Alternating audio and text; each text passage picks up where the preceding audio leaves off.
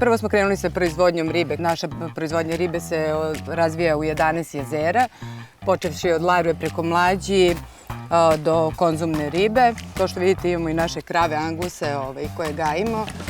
I onda smo rešili da ljudima priuštimo nešto, da kažemo, što je iz organske proizvodnje i da uživaju u prirodi. U ponudi trenutno imamo 10 dvokrevetnih soba.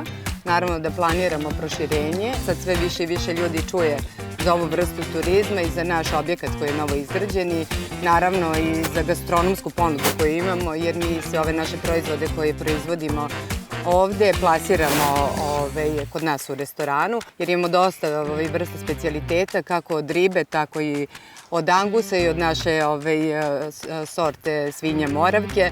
Na samo 30 km od rumunske granice i nedaleko od centra Sečnja otvoren je Salaš Stanković na 400 hektara. Ovde se nalazi 11 ribnjaka, mogu da se jašu konji, može da se prespava, autentična kuhinja, divno osoblje, ali i šetnje po ovakvoj prirodi. Razlog je da dođete ovde i da posetite ovaj Salaš.